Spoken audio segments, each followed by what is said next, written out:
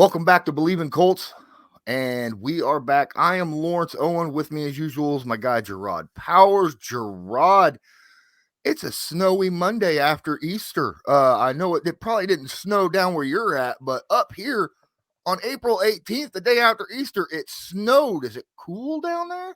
Yeah, it's cool down here. We've been having rain the past, 3 days or so. It rained all day yesterday on Easter, but it's cool. So I can only imagine how it's feeling in Indy.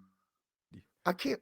I mean, for it to be, mid-April, good Lord, we got. I'm just not used to it. So let's talk about some hot topics and get us off of this thought process of why Mother Nature hates us. Uh, so, but before we get started, there is I just want to remind you all that our partners at BetOnline continue to be the number one source for all your betting needs and sports info. Find the latest sports developments, including updated odds on the NBA playoffs, fights, and even next season's futures. And don't forget that the MLB is back as well. Who are you picking to win the World Series? BetOnline is your continued source for all your sports wagering needs, including live betting and your favorite Vegas casino games and poker games. It's easy to join. Just head over to the website today or use your mobile device to join and use our promo code Bleav, that's BLEAV, to receive your 50% welcome bonus on your first deposit. Bet online, where the game starts. All right, man. So since the last time we just talked, there was a pretty impressive signing that really kind of rounded out the defense and made that trade for Yannick Ngakoue a little easier to swallow, right? When we let go of Rock Ya-Sin, we went out there and got former defensive player of the year, Stephon Gilmore, man. What was your reaction when you first saw that? Man, I saw a report that said that Indy was interested, and it's not serious until Jim Irsay get on that jet. So when I saw the jet flew out to go see Gilly, I was like, oh yeah, they're gonna get him. And then as the day go by, the next day comes out and reports that the deal is done and all of that. Man, I love it. I love the fit. Knowing Gilly, knowing his background, where he comes from, who he is as a player, who he is as a person. He just fits the Colts, nature. He's a family first guy. He's a team guy. And then at the end of the day, he knows how to handle his business on the football field. So I think you're getting a premier corner who still got something to prove. I mean, you got a guy that's chasing Hall of Fame stuff now. He has the Super Bowls, he has the accolades, the Defensive Player of the Year, and all these things. He's made the big money. Been the highest paid corner in the league for a few years and all that. So I think now you got a guy that's coming in with a sense of motivation of, yeah, he wants to win a Super Bowl and help the Colts get there, but he wants to play well because he's chasing Hall of Fame numbers as well too, which is very important to certain people in their journey as well. So I'm excited to see him get back to work. He's back healthy. He had his little injury stint to where he missed like 6-7 games last year to start the year off. But when he came back and played for Carolina, he looked like old Gilly. He looked like old Gilly to me. So I'm excited. I thought, Chris, pulled another magic trick out of his hat again. Oh yeah, we're going to be discussing some Chris Ballard here in just a moment, but I'll tell you what, Gilly wasn't even on my radar really. I thought that he would be too much for the Indianapolis Colts because I mean we do know that generally Chris Ballard doesn't throw out the big bucks for big name free agents, right? Right. He does occasionally when it fits exactly what he's looking for. But generally those are trades, like when you go out and get a quarterback, or when you go out and get a defensive tackle, three tech. My favorite player currently on the team.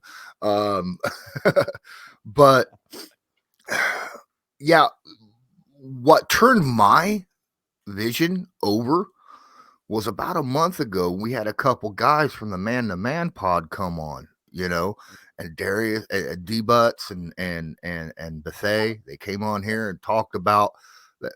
We were talking about the Honey Badger, and they kept bringing up Gilmore, and I'm like, really, you honestly think? So shout out to them because they had him already in their sights, and even though I didn't think he was somebody that was going to be there, they really did, and uh, they were right. So good. No, you're exactly right. They definitely I think Darius. No, it might have been Twan was one of the like the first one that brought up Gilly, and I was like, man, that would be a good fit. And then I want to say Darius might have brought up James Bradbury, and I thought in my head I was like, oh man, that'd be a good fit as well. But I just for whatever reason didn't settle on me that Gilly could actually be here for once. Like you said, I thought it would be a little too pricey because during that time we were in the thick of free agency, like getting ready for it Mm-hmm. to start. So I'm thinking that he's about to get, a deal that we might not be able to afford, far as what we need most important or whatnot. But for this to fall in our hands again, you're talking about, I know I keep bringing it up, these puzzle pieces that you're trying to get to fit and match and doing all these things. I mean, this is a huge puzzle piece because when you add a player like Gilly, then you got another special player in Kenny Moore. So now you're looking at that secondary, of course, Blackman and Rodney and all the guys that we, other guys that we brought in for his depth purposes and all that. But when you look at the secondary now, and you see those two guys, as far as Kenny Moore, who's now established as probably the best slot corner in football, one of the best defensive players in football, and then you look at Gilly, who's been the best football player, defensive football player in the league already, and still one of the premier elite corners that we got in our game. I mean, it's going to give offensive coordinators headaches a little bit. I mean, you got a guy that can literally shut down his entire side of the field, and then you got a guy in the slot that's a ball playmaking player in Kenny Moore. And then, like you said, us adding the pass rushers and trying to get some pieces to where we can get to that quarterback. Man, we got something in the working that could be a special defense. I know you said it in maybe the first couple pods. You was asking does this defense need to kind of become elite or become, get over that hump and just be that Mm-hmm. that that main staple or whatnot. And this is a big piece, man, that can possibly get us there. I didn't even say Darius Leonard name yet. So this is a huge piece that I think you now going into the off season and getting ready for the season, looking forward to it. Like I'm excited about the defense, which you don't hear that much when you're talking about Indy and coach football. We're just so used to the offense, getting all the credit. But I'm excited about the defense now. Thank you for watching Jerraud Powers and I here on Bleav in Colts, part of the Bleav Podcast Network. Don't forget to smash that like button, hit subscribe if you're not subscribed, and tag that notification bell so that you're notified next time we upload a video or go live. And don't forget, you can hit that little red share button, help us out a lot with exposure and getting our stuff out to more fans. Now, let's get back to the video. It is true. I mean, you go back Andrew Luck, Peyton Manning days, we talk about offense, offense, offense, all the offensive players that have all these accolades. And we have, I can't even count on my hands how many Pro Bowlers we have on our defense right now. It's just ridiculous, right? Pro Bowlers, all pros, MVPs, or Right, well, right. defensive MVPs. Yeah. So yeah, it's amazing. Really looking forward to the defensive play this upcoming season. I wanted to be at least a top 5 defense this year because we've talked about it. Offense can get you into the playoffs, but defense wins championships, right? And Right. it's still that way today. A lot of questions about Gilmore.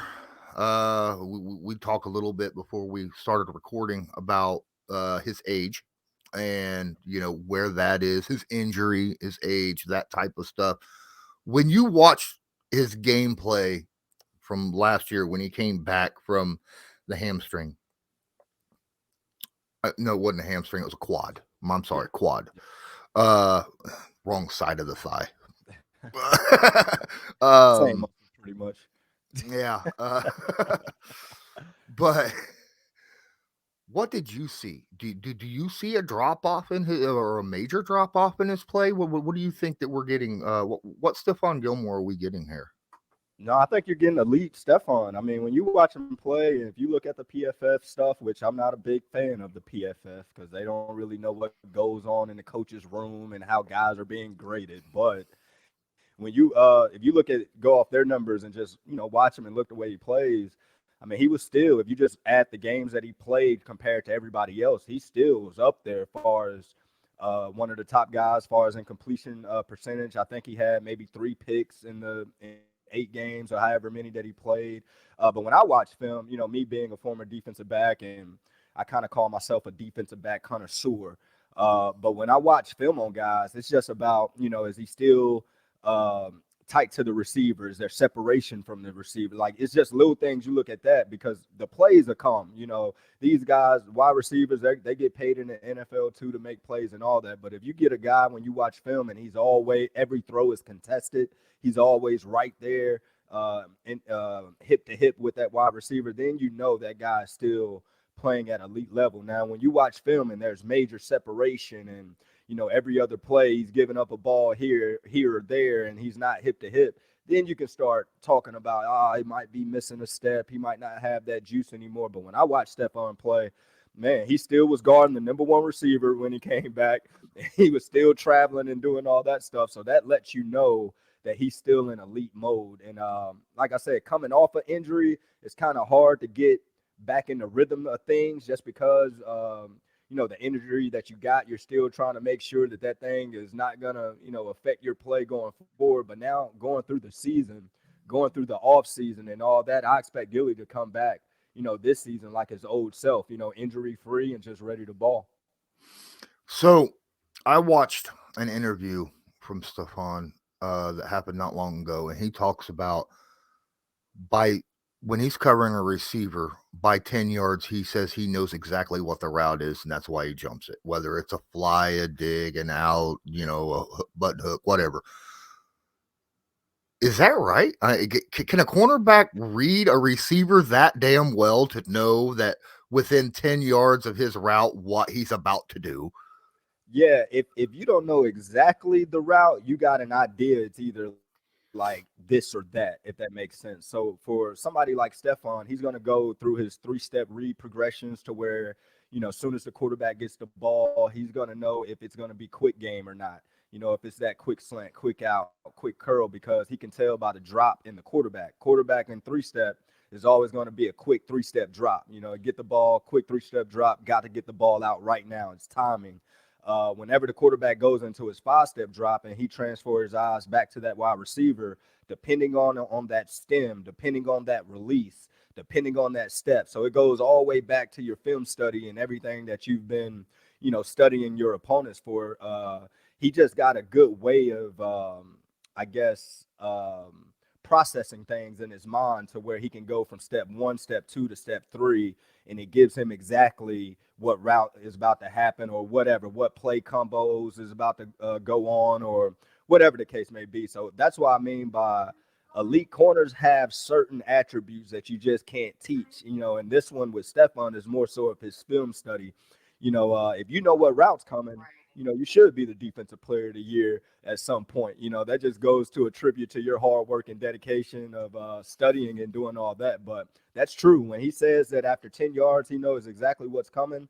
If it's not the exact route he's knowing that he think is coming, it's going to be something similar. So he's right in knowing in the progression of the just understanding the offensive mindset and progression of routes and timing and all those type things. He add that into his package to where he's able to jump routes left and right. And that's why those guys that we considered elite are great. Your Kenny Moore, same thing. I bet, once we get Kenny Moore on the pod, which is going to come later on in the year, we asked him that same question. I bet he says the same thing. Like, man, sometimes I just know exactly what route's coming.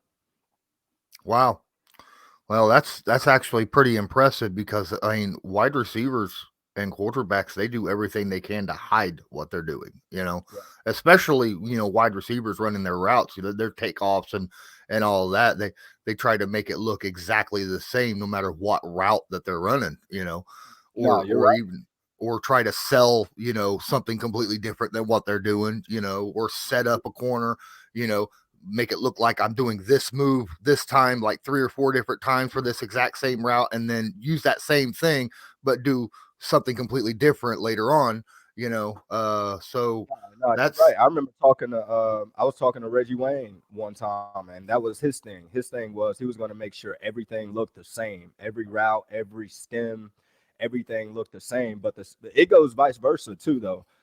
Reggie, like a great receiver, he's going to watch how the cornerback is sitting. He's going to watch where the cornerback eyes is at. Is he looking inside? Is that zone, or is he looking at me? That's man to man. Like, wide receivers got certain things that they look at far as when they're glancing the defense or glancing at guy that's covering them that can give them like, oh, this is cover 2. Oh, this is cover 3. Oh, they are man to man, or whatever the case may be. So it kind of goes back and forth. And that's what make our game so great, because even though on the field it just looked like guys are playing football, but it's really a mental chess match, and you're just trying to Mhm. move that piece in the right place depending on what the defense or what the offense is giving you. Yeah. Well, I mean, Ballard talks about football intelligence a lot, right? And sometimes football intelligence will override natural God-given ability on the field. So that, and when you got both of those combinations together in one person, you get guys like Stephon Gilmore and Yeah. uh, Darius Leonard and DeForest Buckner. So Chris Ballard finally opened up his pocketbook a little bit, grabbed the cornerback, but we were discussing, man, he got him for cheaper than what we thought he was going to get him, and that's odd considering he went uh he visited the Rams, the Bills, the the Bengals, the Raiders.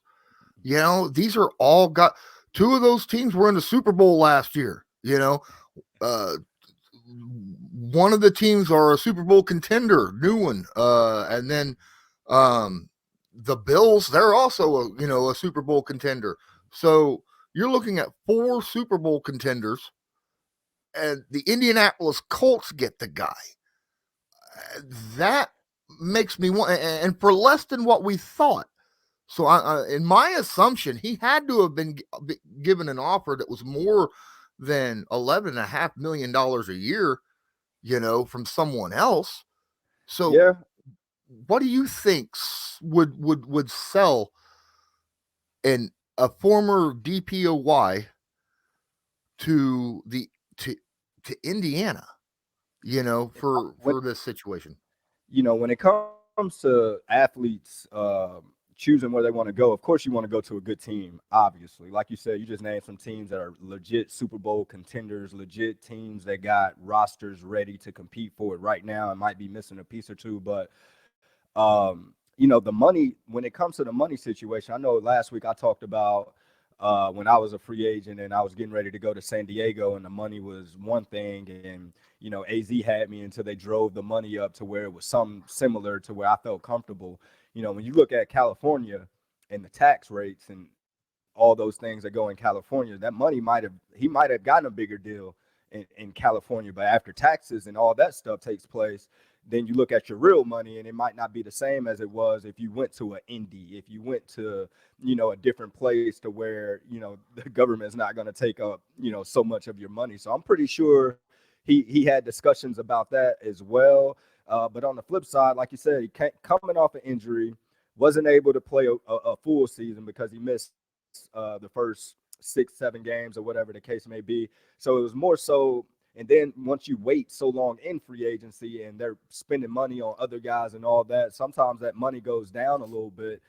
So I think Stephon might be in a situation where he was willing to take a little less on a team that got some defensive pieces in place to where, everything is not just going to be on his shoulders. There's other great superstar type players on that defense that can really make them elite. So I'm pretty sure they discussed all of that. And then when you look at the offensive side of the ball, you got, one of the best running backs in the game, one of the better quarterbacks in the game, and, still looking to add some pieces there. But I think it was probably one of those situations to where Chris Ballard, you've said it before, He take care of his guys. If he brings you in and you play well, he's known for just taking care of your guys and doing all that. So I'm pretty sure Stephon is looking at this as more of a, let me go to Indy on a prove it type deal, do my thing, and be back up and ready for a new deal in another year. So it's probably just one of those situations. As long as the money was close to all those other teams, he just was going to the best situation and the best fit that fit him. Absolutely. And the Indianapolis Colts, I don't know, have you watched the new Colts episode 2 that just dropped No, last week? okay. All Okay. right, so it's about the guy who deals with contracts and the cap Hmm. space. And they say that it's a cash to cap, right? Where they deal with cash more of like what is now, as Yep. opposed to looking at the cap, which is, looking Right. at later on, where a lot of teams are, pushing everything back. So, they'll have to pay for it later. Right, right. Right. But they're getting it Right. now, but have to pay for it later. Since Ballard and this guy is doing cash, which is all now, they're going to have more cap space later for said extensions that you just talked about, right? Yep. Where they're looking to set themselves up for long-term success rather than just right now. And that's Yep. a big plus in their hat right there. Um so one more thing, I was talking about it. We had like 20 some million in cap space for this year available. Now, obviously, I think the contract itself hasn't dropped yet, but I think that the Gilmore contract's probably pretty front loaded heavy. Just in case, right? Just in case. But you talked about it, where you might get a contract extension at the end of this year if he plays very well, stays healthy, that type of situation. Um, now I can't remember where I was going with that. Uh, With the cap coming up, late players getting ready to get re-signed and all that. Yep. yeah, but um, oh yeah, that's what I was talking about. So if this was front heavy, it ate up the majority of the 21 $24 million we have. There's still holes on our roster. Now, a lot Mhm. of people believe that, they are probably going to go offensive heavy in the draft, even though we don't have a first round pick, but still could go very offensive heavy because of how deep it is at positions of need on the offense. But is there a chance that we could see maybe a restructure of another deal or something? Do you think that would be a precursor to maybe Ballard having his eyes on another player? Like if he restruck, because he talked about you want to have the money available to get the guy that you Mhm. want. If he becomes available, you don't want to wait until it's too late and then be like, hey, I need you to sit there for a few days while I renegotiate someone's deal real quick. You want to have that money available. Do you think there's a chance we might see something like that happen here pretty soon, where maybe a Ryan Kelly or a Darius Leonard or someone like that might end up restructuring just a little bit, just to free up a little bit of money Yeah. for maybe a receiver or something? If it Yeah, I can definitely see something like that happening. When it comes to restructuring, a lot of times you might see like, oh, you might hear a guy that gets released saying like, yeah, they wanted me to take a pay cut and I didn't want to, and they had to move on. But in a situation with, say, Darius Leonard, like you said, you would restructure Darius, and let's just say if Darius, I don't know how much Darius is supposed to make, this year, but let's just say he's making $10 million, this season.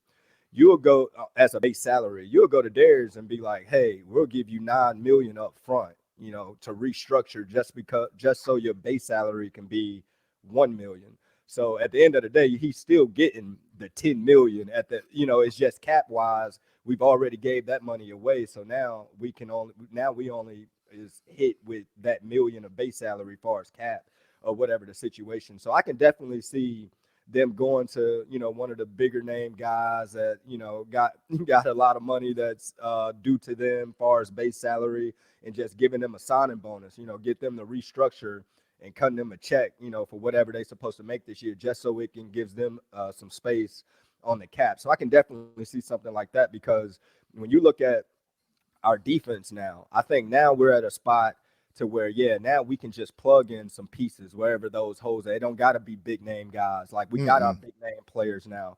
Now we just plug in those role pieces that's going to get us over the hump, because it's always, the guys that we don't know about that end up having these great years to make it, what it is. And I think now when you look at the offense, we're going to have to find another key guy, just like how we found a Gilmore, just like how we found Rodney McLeod. And like, we're going to have to find some key guys maybe that's still sitting in free agency that we might have to pay a little bit, for here or there. And I think Chris might want to get ready for a situation in case a player like that pops up. But I can definitely see them getting one more name, if you want to put it that way, name for the offensive side of the ball. Because even though I like Pittman, and I know they came out earlier in the year talking about how they like the wide receiver room right now, I think Reggie Wayne is not going in there saying that he likes everybody right now. I think he might even want, just give me one guy I know for sure, like proven guy that's done it, that can come in and be a great fit with Matt Ryan. So I can see them going to get, some type of receiver. I don't know which one. I haven't done my research to know what receiver out there will fit, exactly what we want to do. But I think we definitely need a veteran guy in that receiving room to kind of give us some assurance going into the season. This channel is proudly sponsored by the Backroom Collection. They do beautiful sports canvas art with football, basketball, baseball, and other sports themes. Special orders are accepted and autograph pieces are available. Many Indianapolis Colts signed pieces will be available beginning in November. Just use your discount code CL10 to purchase the pieces you want to spice up your living area. That's CL10. Bring up the wide receivers coach, Reggie, and I'm curious, is Reggie being a wide receivers court, is that a selling point for wide receivers to bring him in? I mean, a former player trying to be a coach?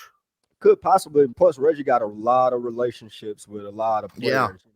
Reggie's always been a mentor, to guys across the league. Y'all would be surprised how many people hit him up just for advice or training regimen or whatever the case may be. So Reggie does have influence when it comes to, players liking him, if that makes sense. So I can see, anybody that Chris in the scouting department, player personnel department, anybody that they like out there, if they bring them in the building, they're probably going to get them because of Reggie and how Reggie is. And once they get around Reggie to see how he is and all that. So I can definitely see that at a selling point for somebody that they might, want to bring in that's a big name guy that possibly might not even know Reggie. But once you get in that room and you get to meet Reggie, it's hard to kind of tell him no, if that makes sense. Yeah, it makes sense completely. I mean, he's got a strong personality. I mean, even if you're not a Colts fan, when you watch him on, like NFL Network, I Bleav it was that he was part of, he expresses himself very, very well. Yeah. And then of course, as Colts fans, we all know that the type of worker he was, and the things he did on his entrances to training camp, when going into training camp, that was just, I mean, comes in a dump truck and a hard hat and like, it's time to work, I mean, come on. It's really hard not to like someone like that when you're a fan anyhow. So Reggie loves the Colts. Like, Reggie loves the Colts, like through and through loves the Colts. That's why I was like, man, that's a great fit for him to not come back and join, because he could have probably went anywhere to coach if he wanted to, So for Coach Wright to continue to call him every off season to try to get him back, man. I'm real happy about that because I do think it's gonna do wonders as far as the guys in that room going forward. Just being a pro. I mean, he's your pro's pro. Never miss practice, always on time, or last one to leave. Team chemistry. Like he's everything that you want in an athlete. So, I'm excited to see that wide receiver room develop and grow and kind of beat the expectations that's kind of been set on them now. Because right now, I think everybody's kind of looking at that room, like, what are we going to do? Like, who do we got for Matt Ryan to, do what he do? So I think once we see that room blossom, you'll understand why they're blossoming, and it's going to be because of Reggie. Yeah, hopefully. Now I love MPJ, I really do, but I really like Campbell, and I really wish that he could just be on the field. Yeah, there's that's an issue. The Colts had a lot of injuries last year. Now I know every team goes through injuries every year. Some are more key players than others. Yeah. But yeah. Baltimore lost 53 running backs in the season. And they're a running team. And then their running then the running quarterback got hurt. Yeah, then the running quarterback gets his injury. I'm like, what? This team is done, at least for this year. But well, I think we've talked about quite a bit, but is there anybody coming up in this upcoming draft that you think that the Colts might have their eye on? I don't know anybody specifically. I know I was having a discussion with somebody, and I was like, normally Colts like Big Ten guys when it comes to playmakers. Like I remember Anthony Gonzalez coming out of Ohio State, and Coach loved the Big Ten guys. And when you look at Ohio State wide receiver, like they got 2 or 3 guys that could go first round, I think, and not first round, but I know first 2 rounds as far as in that wide receiver room. So it wouldn't surprise me if maybe one of those guys, if they slip down to the second round and it's available, that they'll go out there and grab. You know what's weird? I was just talking to somebody who is a big Ohio State fan and is like, man, if we could grab one of those, that'd be great. And I'm like, I don't want any Ohio State players. All right. Because every Ohio State player gets hurt in their second year. Yeah. Every single one of them. Not just the ones that the Colts would get. You go out there and look at Bosa. Both Bosas. Second year, hurt, right? Go look at Chase. Second year, hurt. Yeah. McLaurin got hurt. Every single one of them are hurt, second year, third year, something like that. So that's weird. Now, obviously you look at that and go, well, that's kind of dumb to, point out, but if there's something there, there's something there. I'm wondering if it has something to do with the strength and conditioning that Ohio State teaches their guys. I don't know, but you get some SEC guys beat up too. I think it's just I don't know if it's the Power 5 thing to where they kill guys in the offseason program to get ready for the season. So I know I faced a lot of injuries. When I got to the Colts, I broke my foot twice. I broke my forearm and all that stuff. So it's kind of freakish type things, but it could be those offseason programs can be a little strenuous when it comes to when we're talking college. Because I mean, you're thinking Ohio State, big time program, they're in the playoffs every year. So I can only imagine, what that off season look like. And I'm pretty sure it looks like your Alabamas, your Georgias, it looks the same. So a bunch of SEC guys get they come in a little beat up as well. All right. Well, I just hope that, we don't go through that same situation because, we got the Tyquan Lewis that got hurt. We got Campbell that got hurt. We got Hooker, Hooker second year hurt. It is what it is. I did too, man. Well, I think he's got a starting job over at the Cowboys this year. So that's, good on him. Good on him. All right, guys. I think that's going to do it for this episode. Next week we'll probably talk a little bit about the draft since it's coming up. Yeah, that's going to be interesting. A lot of stuff that we're going to have to cover. Is it in Vegas? Where is it this year? I think it is, but let me look real quick.